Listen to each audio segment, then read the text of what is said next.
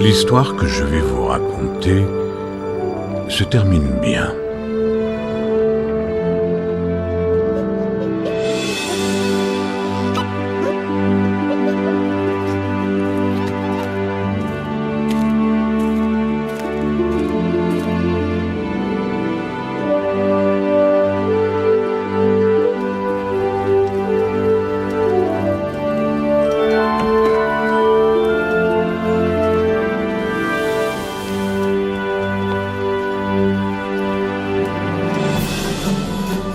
Par un beau jour d'automne, un étrange parfum de rébellion flottait sur l'île de Frigost.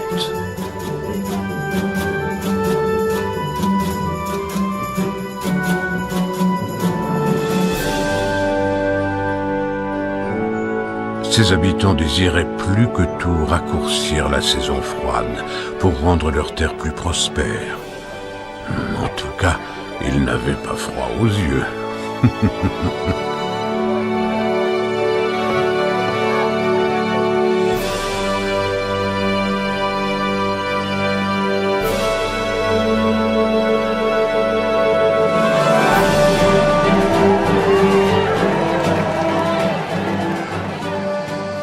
C'est Jiva, encore cette vaniteuse guiche blonde. Vous savez bien, celle qui se prend pour la protectrice de Javian. Elle décida de s'en mêler le soir du 31 décembre. Ce qu'elle a fait, elle a confié au comte Harbour une puissante relique, le Dofus des glaces.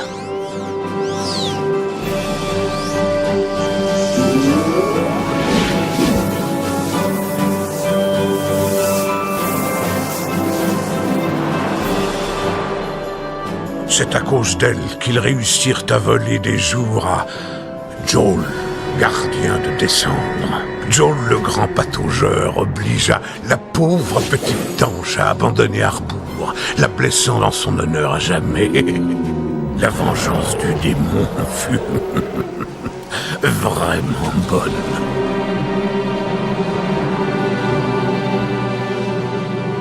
À Brakmar, les rires du grand Joel résonnèrent durant 3 jours, et tous les enfants qui vinrent au monde ce jour-là furent sourds pour toujours.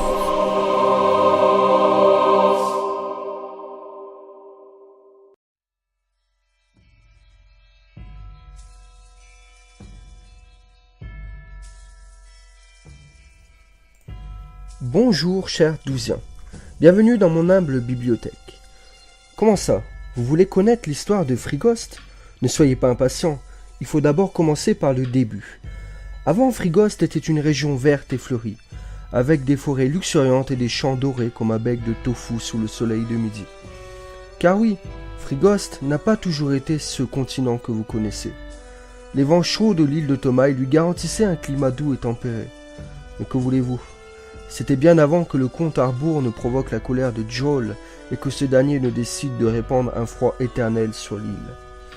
Harbour, de son véritable nom Jacques Mar Tocante de Harbour, était le comte de Frigost, et un vénérable Xelor respecté de tous.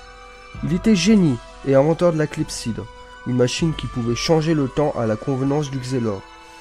Évidemment, il ne l'a pas construit seul, il a été aidé de ses assistants, Silarg, Klim, Milesa et Mrs. Freeze. Ces noms te disent quelque chose? C'est normal. Et depuis le drame de Frigost, il est devenu complètement givré. Je parle évidemment de Harbour. Il ne fait plus confiance à personne, pas même à ses assistants. Les seuls pour qui il accorde un peu de confiance à ses yeux, c'est à ses machines, car au moins elle, il peut y remettre les pendules à l'heure. Assez parlé du comte. Parlons de ses assistants. Commençons par Silarg, qui lui était déjà givré bien avant Frigost. Il a toujours eu tendance à se laisser emporter par ses émotions, jusqu'à franchir la limite de ce qui était juste. Expert en bricolage et en invention de génie, ce brigandin possède un don très particulier. Il comprend comment les choses fonctionnent. Grâce à cela, il est capable de construire toutes sortes de machines, serviteurs mécaniques, transporteurs frigostiens, engins extracteurs de minerais, un talent qui l'a tout naturellement conduit à se mettre au service du comte Harbour et à participer à l'assemblage des rouages de la clepsydre. Klim, quant à lui, était un cordonnier. Membre de l'ordre du Cuboté, une confrérie des bottiers bagarreurs, il étudia un temps les propriétés de la brise quadramentale. Ses recherches, combinées à d'artisans, lui permettaient de confectionner une paire de bottes surpuissantes. Tellement surpuissante d'ailleurs que le grand maître de l'ordre, Hogmeiser, décide de le lui confisquer. Vous doutez bien qu'il ne se laissera pas faire. C'est pourquoi il décide de mettre fin au jour d'Hogmeiser et de s'exiler par la suite sur l'île de Frigost. Il se mit assez rapidement au service d'Arbour et lui fabriqua des courroies de cuir qui étaient nécessaires à la confection de la clepsydre. Nous savons peu de choses de Nileza. Ses livres ont fait leur temps. Tout ce que nous savions, c'est qu'il était un excellent alchimiste qui était omnubilé par la quête de l'immortalité. C'est d'ailleurs en tentant de préparer une potion de jeunesse éternelle qu'il se brûle le visage dans une explosion. Il parvint tout de même à inventer le célèbre filtre de longévité, mais juge celui-ci insuffisant. Il se spécialise donc dans les procédés cryogéniques et la conservation des corps, et se rend sur Frigos pour perfectionner ses travaux. C'est ainsi qu'il se met finalement au service du comte Arbour, en préparant pour lui un liquide spécial qui alimente la clepsydre. Elle est belle, elle est grande, elle est forte, mais elle a un cœur de glace que personne ne peut faire fondre. Je parle évidemment de Mrs. Freeze, ou du moins de ce qu'elle était. Laissez-moi lire ce qu'il y a écrit dans ce bouquin à son sujet. Forgemas Xelor, avide de pouvoir, Mrs. Freeze apprend l'art du combat et de la métallurgie auprès d'Otari Onza, un grand maître panda wushu qui la rend borgne accidentellement. Elle devint par la suite experte en forge à froid, ce qui lui vaut d'être remarquée par le comte Arbour. Blablabla, blablabla, une vraie guerrière en somme. Elle offre également ses faveurs au comte, mais uniquement par ambition. Elle espère devenir comtesse, et avec un peu de chance régner sur Frigost, voire sur le monde des douches tout entier. Mais malheureusement pour elle, le cœur d'Arbour est déjà pris. Maintenant vous savez qui est qui, laissez-moi vous expliquer en détail le cours des événements. Le 5 Frauctor 550, le comte Arbour participe et remporte le concours agricole organisé par la mercantile de la bourgade de Frigost. Ce jour-là, Jiva va commencer à s'intéresser de près à l'invention du comte, car cette clepsydre permet de contrôler les saisons. L'idée de départ était de prolonger la belle saison pour améliorer les récoltes, mais Jiva y a surtout vu un moyen d'affaiblir Joel. Pour aider le comte, elle va lui donner le Dofus des glaces afin qu'il ait la puissance nécessaire pour faire fonctionner cette machine temporelle. L'activation de la machine fut faite le 31 décembre 550. L'opération fut un succès et Joel fut écrasé par Jiva. Cette défaite resta en travers de la gorge de Joel, qui n'aime pas être humilié de la sorte. Il passa donc le reste de l'année à chercher un moyen de neutraliser la clepsydre et finit par y parvenir en l'an 551.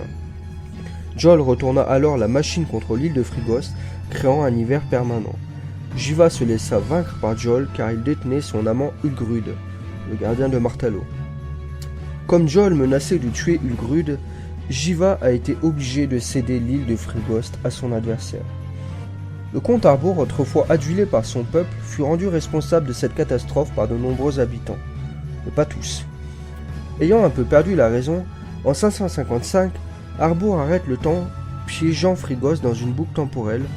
Reclus dans son château, le désespoir l'a rendu méfiant envers les autres, êtres humains, mais pas au point d'abandonner son île à son sort, car il n'a cessé de chercher un moyen d'extirper Frigost de sa malédiction. La boucle temporelle eut pour effet de plonger Frigost dans l'oubli. Ce n'est qu'en l'an 640, après presque un siècle, que les habitants réussirent à reprendre contact avec le monde extérieur. Une solution pourrait consister à retirer le Dofus de glace de la clepsydre pour dégeler l'île, mais cela va perturber les cours du temps et les habitants de Frigost vont rejoindre la trame temporelle normale et vieillir instantanément puis mourir.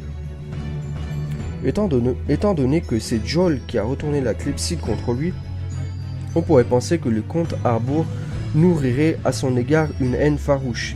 Pourtant sa vindicte va plutôt se tourner vers Jiva et les dieux à qui le comte reproche de n'avoir rien fait pour les aider, préférant abandonner tout un peuple entre les griffes de Joel. Cette rancœur a poussé le comte à rejoindre la fratrie des oubliés, une guilde composée de demi-dieux et de fils de dragons. Ces immortels partagent l'envie de s'en prendre aux dieux qui, selon eux, se désintéressent du sort des habitants du monde des douze. Voilà la terrible histoire de Frigost, mais la légende raconte qu'il a été libéré des glaces éternelles et qu'il rôde à Frigost pour tenter de refaire fonctionner la clepsydre. Apparemment, avec l'aide du royaume Sadida, des rumeurs circulent comme quoi il voudrait épouser la reine Amalia pour sauver son royaume et le sien. Mais enfin, c'est des on-dit. Si jamais tu as des questions, Douzien, n'hésite pas à repasser et pose-les-moi. Sur ce, à la prochaine, pour une prochaine histoire.